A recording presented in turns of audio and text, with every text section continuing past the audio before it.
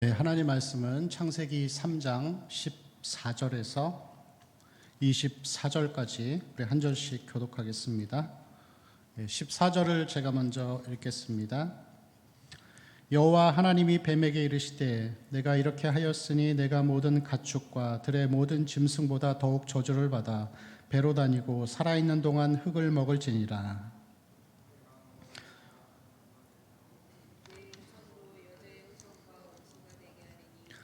여자의 후손은 내 머리를 상하게 할 것이요 너는 그의 발꿈치를 상하게 할 것이니라 하시고, 또 여자에게 이르시되 내가 내게 임신하는 고통을 크게 더하리니 내가 수고하고 자식을 낳을 것이며 너는 남편을 원하고 남편은 너를 다스릴 것이니라 하시고, 아담에게 이르시되 내가 내 아내의 말을 듣고 내가 내게 먹지 말라 한 나무의 열매를 먹었은즉 땅은 너로 말미암아 저주를 받고 너는 내 평생에 수고하여야 그 소산을 먹으리라. 땅이 내게 가시덤불과 엉겅퀴를 낼 것이라. 내가 먹을 것은 밭의 채소인즉 내가 흙으로 돌아갈 때까지 얼굴에 땀을 흘려야 먹을 것을 먹으리니 내가 그것에서 취함을 입었음이라. 너는 흙이니 흙으로 돌아갈 것이니라 하시니라. 아담이 그의 아내의 이름을 하와라 불렀으니 그는 모든 산자의 어머니가 됨이더라. 여호와 하나님이 아담과 그의 아내를 위하여 가죽옷을 지어 입히시니라. 여호와 하나님이 이르시되 보라, 이 사람이 선악을 나는 일에 우리 중 하나같이 되었으니 그가 그의 손을 들어 생명나무 열매도 따먹고 영생할까 하노라 하시고, 여호와 하나님이 에덴 동산에서 그를 내어보내어 그의 근원이 딴 땅을 갈게 하시니라. 함께 읽겠습니다.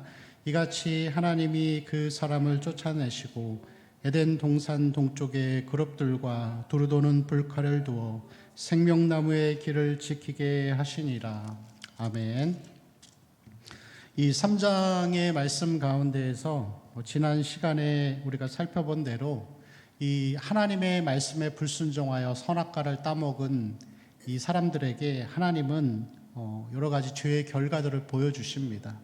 특별히 12절과 13절을 보면은 책임을 전가하는데, 하나님이 이 선악과를 따먹었느냐라고 말했을 때 이 12절에서 아담은 하나님이 나에게 주신 그 여자가 내게 줘서 내가 먹었다 하면서 이 책임을 하나님과 여인에게, 아내에게 돌리는 것을 볼 수가 있습니다.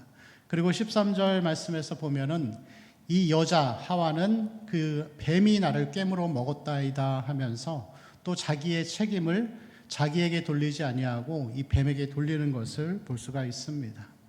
이 세상의 모든 갈등과 어려움의 일들은 다 이 책임 전가로 비롯됩니다.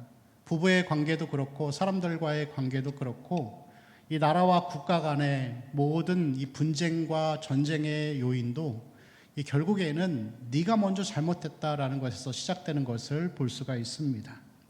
그리고 오늘 우리가 읽은 이 14절 말씀부터의 내용을 보면은 이 하나님이 불순종한 자들, 피조물들에게 차례차례로 이 죄에 대한 심판을 하시는 그런 내용들을 볼 수가 있습니다. 14절 말씀을 보면은 하나님이 이제 뱀에게 먼저 심판을 주시죠. 그런데 이 뱀에게는 배로 다니고 살아있는 동안에 흙을 먹으며 살 것이라 그렇게 이 심판을 말씀하십니다. 근데 실제로 흙을 먹었다라는 것은 아니고 흙을 핥으리라라는 표현으로서 이것은 이 피조물이 하나님으로부터 멸시와 조롱의 대상이 되었다라는 그런 상징을 가지고 있습니다. 자, 그리고 16절 말씀을 보면은 이제 두 번째로 하와에게 이르시는데 임신하는 고통을 크게 더한다라고 하셨습니다. 그리고 해산의 고통과 더불어서 남자의 다스림이 있을 것이다 라고 이렇게 말씀하고 있죠. 여기서 수고하고 자식을 낳는다라고 하는 이 16절의 말씀에서 수고한다라고 하는 것은 슬픔과 고통 가운데에서 출산을 할 것이다 라는 그런 표현입니다. 여러분, 이 자식을 이제 키워본 우리 성도님들은 다 알겠지만 아이는 어디 있을 때 제일 편하죠? 뱃속에 있을 때 제일 편합니다. 낳고 나면 해산의 고통도 힘들지만 그 이후에 이 부모가 전적인 헌신을 통해서 최소한 10년은 먹이고 입히고 그리고 가르쳐주고 해야지만이 아이가 그 다음에 걸어 다니고 스스로 뭔가 밥을 먹고 할 수 있겠죠. 그러한 의미에서 볼 때 이 자식을 키우고 이 출산하는 것은 그 모든 의미들을 다 포함하는 것이라고 할 수가 있습니다. 그리고 마지막으로 17절에 아담에게 하나님이 말씀하시는데, 아담에게는 저주를 받아서 너로 말미암아 땅이 저주를 받고 너는 내 평생에 수고하여야 그 소산을 먹는다, 그렇게 표현하고 있습니다. 그래서 노동의 수고가 있을 것을 말씀하고 있죠. 타락하기 이전에도 이 하와가 했었던 출산, 이 생육과 번성은 타락 전에도 있었습니다. 그리고 노동하는 것도 타락 전에는 있었던 것이죠. 그렇지만 이 생육과 번성과 노동이 더 이상 이 즐거움이 아니라 이제는 타락의 결과로 인하여서 고통으로 다가오게 되는 그러한 과정들을 보게 됩니다. 그래서 바로 이러한 효과들이 나타나기 시작하는데, 이 남자가 여자를 다스리게 되죠. 이제 대등한 관계에서 종속적인 관계로 변하는데, 그래서 이 뒷부분에 보다가 보면은 아담이 하와의 이름을 지어주는 것을 볼 수가 있습니다. 이제 그것을 봤을 때 이제 종속적인 관계로 변하면서 이제 이 심판의 결과들이 나타나는 것을 볼 수가 있습니다. 여러분, 그런데 이 하나님께서 이 피조물들 아담과 하와에게 그리고 뱀에게 준 이 심판의 결과, 이 심판에 대한 하나의 특징이 있습니다. 그게 뭐냐면은 우리 14절 말씀 한번 같이 읽어볼까요? 3장 14절입니다. 시작. 여호와 하나님이 뱀에게 이르시되 내가 이렇게 하였으니 내가 모든 가축과 들의 모든 짐승보다 더욱 저주를 받아 배로 다니고 살아있는 동안 흙을 먹을지니라. 자, 14절에 보니까 살아있는 동안에 흙을 먹는다고 하죠. 자, 17절에도 볼까요? 17절에 끝부분에 보면요, 땅은 너로 말미암아 저주를 받고 너는 내 평생에, 일생 동안 그 일을 해야 되는 거예요. 자, 19절에도 나옵니다. 19절도 보시면은 내가 흙으로 돌아갈 때까지 얼굴에 땀을 흘려야 먹을 것을 먹는다는 거예요. 그럼 여러분, 이 뱀에게 그리고 하와에게 아담에게 주신 하나님의 심판의 특징은 무엇이죠? 공통점은 평생 가는 거예요. 평생 하는 거예요. 저도 결혼하고 이제 아이를 낳아서 가장이 되다 보니까 이제 책임이 있잖아요. 그런데 문득 그런 생각이 들 때가 있었습니다. 언제까지 돈을 벌어야 돼? 돈을 번다라는 표현이 저한테는 좀 그렇지만 언제까지 가족을 부양해야 돼? 언제까지 해야 되죠? 평생 해야 되는 거예요. 하나님이 우리에게 주신 이 심판의 결과물들은 우리가 평생 해야 되는 거예요. 이 땅에 사는 동안에. 여러분, 평생 지속되고 있죠. 출산, 그리고 여자와 남자의 종속적인 관계들, 노동, 가시와 엉겅퀴. 봄만 되면 새싹이 나는데 심지 않아도 들풀이 나고 가시와 엉겅퀴가 나서 어려움을 겪게 됩니다. 여러분, 그래서 이것은 평생 지속되는 거예요. 아담과 하와 이후로 지금까지 수천 년 동안 쉬지 않고 계속된다라는 것을 보여주는 것이죠.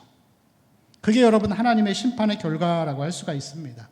여러분, 아담과 하와의 타락 이후로 지금까지 해산의 고통과 노동과 이러한 것들은 계속 반복되는 거예요. 그래서 여러분, 세상은 진화론자들이 말하는 것처럼 점점 좋아지는 게 아니라 이렇게 계속해서 반복되다가 하나님 나라가 임하게 되는 것입니다. 여러분, 지금 이 코로나 바이러스로 인하여서 사람들이, 우리 성도들이 교회도 나오지 못하는 큰 어려움 가운데 처하여 있습니다.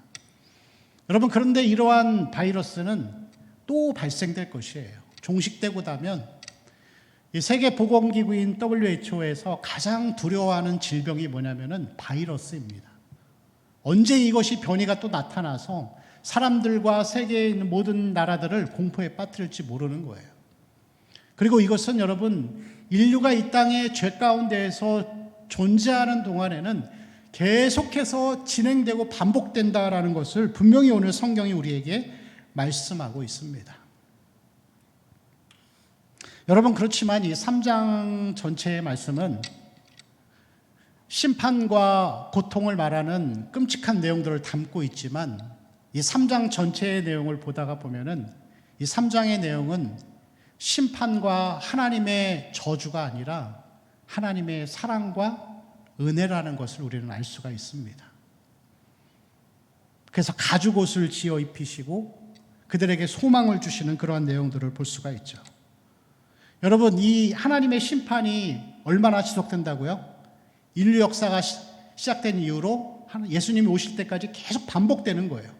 그럼 여러분, 이 심판을 주신 분도 하나님이시라고 하면은 그 가운데에서 사랑과 은혜의 기회를 주시는 분도 하나님이신 겁니다. 우리가 많은 어려움 가운데 처하여 있지만, 그러나 이 어려움 가운데에서도 하나님은 우리를 돌봐주시고 채워주시고 지켜주시는 거예요. 자, 본문을 다시 보겠습니다. 자, 22절 말씀 우리 한번 같이 읽어보겠습니다. 22절입니다. 시작. 여호와 하나님이 이르시되 보라, 이 사람이 선악을 아는 일에 우리 중 하나같이 되었으니 그가 그의 손을 들어 생명나무 열매도 따먹고 영생할까 하노라 하시고, 자, 24절을 볼까요? 이같이 하나님이 그 사람을 쫓아내시고 에덴 동산 동쪽에 그룹들과 두루 도는 불칼을 두어 생명나무의 길을 지키게 하시니라. 자, 아담과 하와가 생명나무를, 그 나무를 열매를 따먹지 못해서 영생을 누리지 못하게 하시는 거예요. 막으셨어요. 왜 막으셨죠? 하나님의 사랑이죠. 여러분 생각해 보세요. 아담과 하와는 이미 죄로 인하여서 오염됐어요. 그런데 그러한 관계가 파괴되고 질병이 올지도 모르는 그런 상황에서 여러분 영원히 산다고 생각해 보세요. 더 간단하게 설명해 볼까요? 여러분, 암에 걸렸어요. 끔찍한 암에 걸렸는데 치료는 되는데 완치는 안 되는 거예요. 그런데 영원히 암 치료하면서 영원히 사는 거예요. 살고 싶으세요?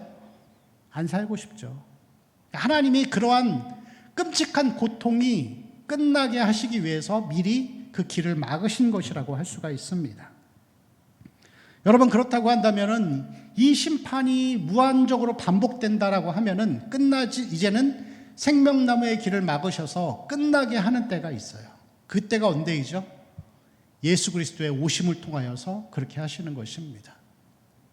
가죽옷을 지어 입히셔서 그들의 모든 부끄러움과 수치를 가르시고 이제 죄가 없는 세상을 완성하실 그 예수 그리스도가 오시면 모든 것이 끝나는 것이라고 할 수가 있습니다.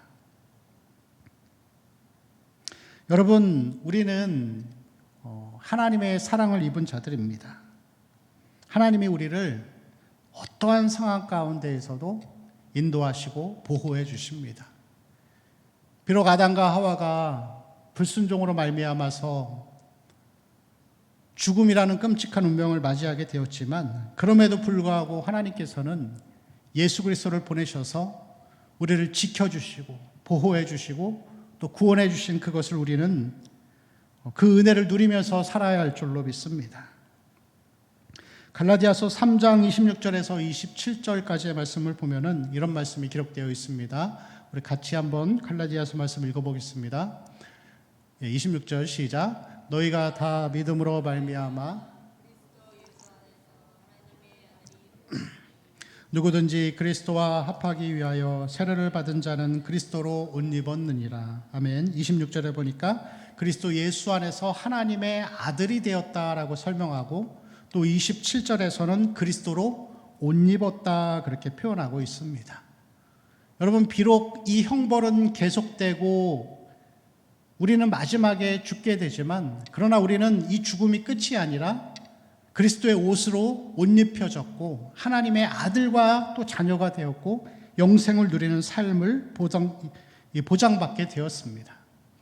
그리고 많은 어려움 가운데에서도, 위기 가운데에서도 하나님은 우리를 지켜주시고 보호하여 주실 줄로 믿습니다. 여러분, 하나님이 우리를 사랑하시고 얼마나 은혜롭게 우리를 보호하시는지 이사야 43장의 말씀을 보면은 불 가운데 너를 타지도 못하고 물 가운데 너를 침몰치도 못하며 또 심지어는 다른 백성들로 너의 생명을 대신해 주신다고 그렇게 말씀하셨습니다. 요한복음 17장의 말씀을 보면은 예수님이 이제 조금 있으면 십자가에 잡혀서 죽으시기 직전에 그런 위기 상황 가운데 있음에도 불구하고 예수께서는 제자들과 그리스도인들을 위해서 성도들을 지켜주시고 보호해 주시기를 위해서 기도하고 있는 그러한 사랑의 모습을 우리에게 보여주고 있습니다. 그리고 예수 그리스도께서는 지금도 천국에서 우리를 위해 중보하시고 우리와 함께 하시는 그러한 우리의 인도자가 되어주고 계십니다. 여러분, 그 하나님의 이 놀라운 은혜와 사랑으로 충만하게 모든 위기들을 잘 이겨나시기를 바랍니다. 잘 되시죠? 고통 가운데 있어도 여러분 하나님의 충만한 은혜로 넘쳐 있죠? 뭘 넘쳐 있어요? 안 넘치죠? 하나님이 우리를 인도하시고 보호하시는 거 다 알아요. 평소에는 그게 돼요. 근데 어려움을 겪어보면 안 돼요. 그냥 하나님 나를 인도하셔, 나를 은혜로 지켜주셔, 알죠? 아는데 여러분 재정적인 고통에 빠져보세요. 몸이 아파보세요. 여러 가지 위기에 빠졌을 때는 그 마음이 유지가 돼요. 여러분 마음속에 평안함이 있습니까? 은혜가 충만해서 모든 것들을 넉넉하게 이겨낼 수 있습니까? 우리는 그렇게 한다고 장담할 수 없습니다. 단순히 여러분 우리가 하나님이 우리를 인도하시고 보호하신다는 그것만, 그 생각만 가지고서는 우리가 이 땅에서 승리하는 삶을 살아갈 수 없는 거예요. 그럼 여러분 우리는 어떻게 해야 되죠? 여러분 사단은 우리에게 찾아와서 그리스도인들을 불안한 마음 가운데 살아가게 만듭니다. 근심하고 걱정하게 만들죠. 그래서 여러분 신앙은 뭐냐면 신앙은 우리의 마음을 지키는 게 승리하는 거예요. 잠언 4장 23절 말씀을 보면은 그런 말씀이 있죠. 모든 지킬 만한 것 중에 더욱 내 마음을 지키라. 생명의 근원이 이에서 난다. 그렇게 표현하고 있습니다. 여러분 에베소서 6장 말씀을 보면은 영적인 전쟁을 이야기하는데 우리의 씨름은 뭐라고요? 혈과 육에 대한 것이 아니라 정사와 권세와 이 세상의 어두움의 주관자들과 하늘에 있는 악의 영들에 대함이라고 그렇게 표현하고 있습니다. 그럼 여러분 우리의 마음을 지키고 우리가 위기 때, 고통 때에도 끝까지 하나님을 신뢰하고 나아갈 수 있는 그 방법은 뭐냐면은 첫 번째는 말씀이라고 할 수가 있습니다. 그래서 에베소서 6장 말씀을 보면은 우리의 싸움이 혈과 육에 대한 것이 아니라 영적인 어려움에 대한 전쟁인데 거기서 무엇을 해야 된다고요? 전신갑주를 입으라는 거예요. 구원의 투구를 쓰고 성령의 검을 갖고 의의 호심경을 붙이고 이게 다 뭘 얘기하는 거죠? 말씀이란 얘기예요. 말씀을 그냥 여러 가지로 표현한 거예요. 말씀으로 충만하라고 얘기를 하는 거예요. 요한복음 17장 17절에 보면은 예수께서 마지막으로 기도하실 때 저희를 진리로 거룩하게 해달라고 그렇게 기도하고 있습니다. 우리는 진리 가운데 살아가는 삶이 되어야만이 이 어려움 가운데서도 승리할 수 있는 것이죠. 그리고 두 번째는 기도입니다. 아무것도 염려하지 말고 오직 모든 일에 기도와 간구로 너희 구할 것을 감사함으로 하나님께 아뢰라. 그리하면 뭐죠? 하나님의 평강이 너희 마음과 생각을 지키시리라. 우리가 좀 전에 말씀드렸던 에베소서 6장 전신갑주 말씀을 말한 다음에 그 다음에 에베소서 6장 17절에서 18절의 말씀을 보면 이렇게 기록되어 있습니다. 우리 한번 읽어보겠습니다. 6장 17절에서 18절입니다. 구원의 투구와 성령의 검 곧 하나님의 말씀을 가지라라고 말씀한 이후에 18절에요. 모든 기도와 간구를 하되 항상 성령 안에서 기도하고 이를 위하여 깨어 구하기를 항상 힘쓰며 여러 성도를 위하여 구하라 라고 하면서 말씀과 기도로 우리의 마음을 무장할 것을 우리에게 말씀하고 있습니다. 여러분 우리는 이 형벌의 고통 가운데에서 평생을 살아가지만 위기가 찾아올 때마다 우리가 넉넉하게 이길 수 있는 이유는 단순히 하나님이 나를 지켜주신다라는 마음의 생각뿐만이 아니라 그것을 넘어서 말씀과 기도의 삶을 통하여서만이 우리가 하나님 앞에서 묵묵하게 그 자리를 지키면서 승리하는 삶을 살아갈 수 있는 것입니다. 여러분 그런데 문제가 있어요. 뭐냐면은 그냥 단순하게 말씀과 기도만을 한다고 해서 승리가 이루어지지는 않는 거예요. 그럼 구체적으로 우리가 좀 더 어떻게 하나님 앞에 나아가는 삶을 살아야 하는 것을 본다면은 먼저 사탄이 사람을 무너뜨린 방식을 살펴보시면 돼요. 자, 3장 우리 1절 말씀 오늘 본문에는 나와 있지 않은데 3장 1절을 좀 띄워주세요. 1절을 한번 우리 같이 읽어보겠습니다. 시작. 그런데 뱀은 여호와 하나님이 지으신 들짐승 중에 가장 간교하니라. 뱀이 여자에게 물어 이르되 하나님이 참으로 너희에게 동산 모든 나무의 열매를 먹지 말라 하시더냐 라고 하면서, 자, 먼저 사단이 여자를 공격할 때 뭘 얘기하죠? 하나님의 말씀이 이러이러하더냐라고 하면서 하나님의 말씀을 왜곡시키는 거예요. 그리고 3절에도 보면은 뭐 먹지도 말고 만지도 말고 그런 대화들이 오갑니다. 자, 4절에도 보면은 뱀이 여자에게 이르되 너희가 결코 죽지 아니하리라. 자, 5절까지 대화가 진행이 쭉 됩니다. 사단이 이 하와를 유혹하는 방식, 도구가 뭐죠? 말씀이죠. 말씀을 왜곡시키는 거예요.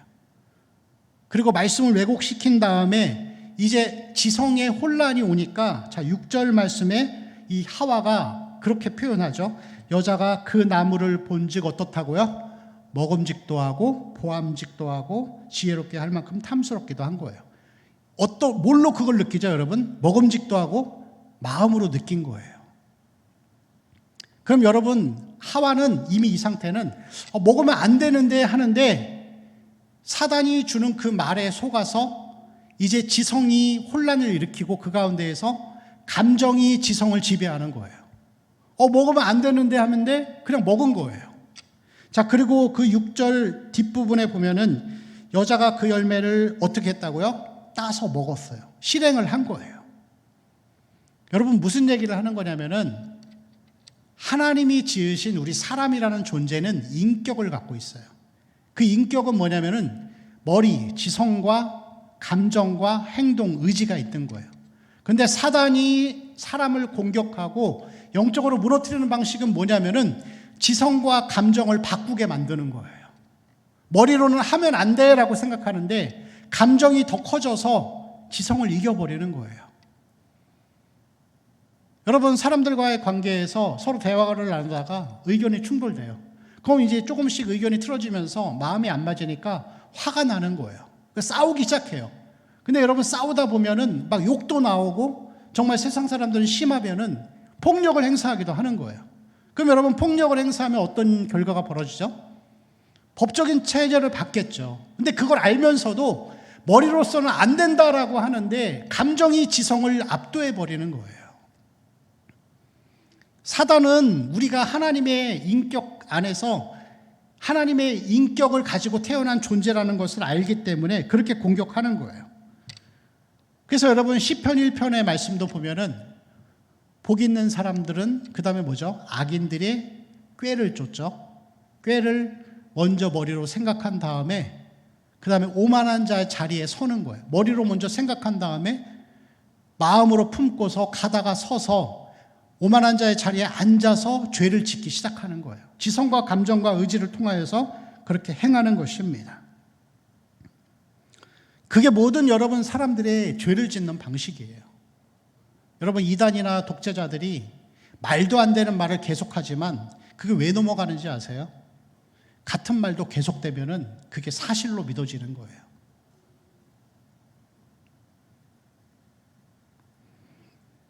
마태복음 6장 21절에서 24절까지의 말씀 우리 한번 같이 보겠습니다. 마태복음 6장 21절, 22절, 24절. 같이 읽을까요? 시작. 눈은 몸의 등불이니 그곳에는 내 마음도, 21절을 보여주세요. 내 보물 있는 그곳에는 내 마음도 있느니라. 22절이요. 눈은 몸의 등불이니 그러므로 내 눈이 성하면 온몸이 밝을 것이요. 24절이요. 한 사람이 두 주인을 섬기지 못할 것이니 너희가 하나님과 재물을 겸하여 섬기지 못하느니라. 자, 순서를 보세요. 예수님이 하신 말씀입니다. 자, 21절을 보실까요? 내 보물 있는 곳에는 뭐가 있다고요? 내 마음도 있다. 마음이 뭐라고요? 감정이죠. 자, 그 다음에 2절이요. 눈은 몸의 등불이. 여기서 눈은 사람의 지성을 얘기하는 거예요. 자, 여러분, 순서가 어떻게 되어 있죠, 지금? 감정이 먼저 앞에 와 있고, 그 다음 지성이 그 다음 와 있고, 자, 24절이요. 한 사람이 두 주인을 어떻다고요? 섬기다. 섬기다는 것은 행동이에요. 여러분, 이게 뭔 얘기를 하는 거냐면은, 예수님께서 이 말씀을 하시는 이유는 그 당시에 사람들은 먹고 마시는 게 한 끼 먹을 음식도 당장 걱정해야 하기 때문에 하나님을 바르게 믿고 따르기보다는 먹고 사는 게 더 중요한 시대였던 거예요.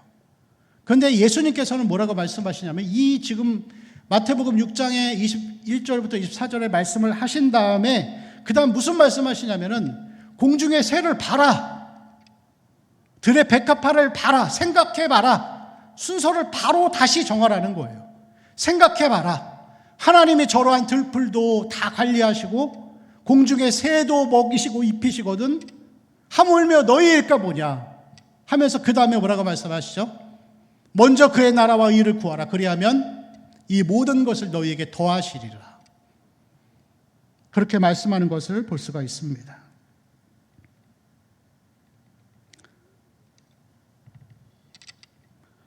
여러분,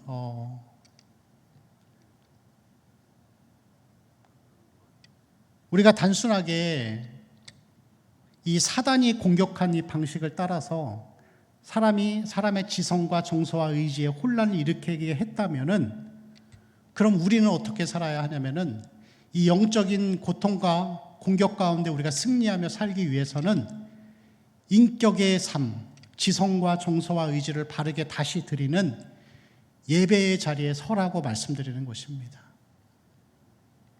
사단이 공격한 방식을 따라서 우리도 하나님의 방식을 가지고 가는 거예요. 사단은 계속 우리의 지성과 감정을 바꿔버리고 의지를 행하게 하지만 우리는 다시 지성을 바로 세우고 감정을 하나님 앞에 드리고 의지를 다해 하나님 앞에 나아오는 삶이 되어야 할 줄로 믿습니다. 자, 아까 제가 처음 말씀드렸던 영적인 전쟁에서 승리하는 방법은 기도와 말씀이라 그랬습니다. 근데 여러분, 문제가 있어요. 사단은 하나님이 주신 이 선한 수단인 기도와 말씀도 악하게 사용하는 능력이 있어요. 기도를 많이 하는 사람은 기도가 최고라고 생각하는 거예요. 기도를 통해 뭔가를 체험하고 뭔가를 경험하고 뭔가를 느끼는 걸 좋아하는 거예요. 근데 여러분 잘 생각해 보세요. 이 꿈에 되게 민감한 사람이 있어요. 하나님의 이 교회를 다니는데 꿈에 민감한 사람이 있는 거예요. 꿈꾸는 것을 되게 현실로 생각하고 꿈에 따라 행동을 생각하는 거예요. 그런데 이 성도에게 한 사람이 접근을 합니다. 접근해서 친하게 막 지내다 보니까 이 사람이 꿈에 대해서 굉장히 예민한 사람인 것을 안 거예요. 그래서 꼬시는 거예요. 내가 말이야 어젯밤에 꿈 꿨는데 자기 오늘 운전하면 안 돼. 사고 날 거야. 근데 이 사람이 그 말을 그냥 믿진 않는 거예요. 에이 무슨 사고가 나 하면서 실제로 이렇게 운전을 하고 가는데 또 다른 한 사람이 뒤에서 고의로 몰래 툭 박는 거예요. 그럼 여러분 어떻게 되죠? 이 사람 마음이? 그 꿈을 말해준 사람을 절대적으로 신뢰하게 돼요. 그럼 여러분 이거는 100% 넘어가는 거죠. 그게 여러분 이단, 요즘 핫한 이단이 사람을 포교하는 방법입니다. 단순히 여러분 기도를 많이 하고 한다고 해서 우리가 사단의 공격으로부터 승리하고 사는 것이 아닙니다. 여러분 반대로 말씀이 최고다라고 하면서 그냥 매일 말씀을 많이 본다고 해서 우리가 영적인 승리를 하는 것이 아니에요.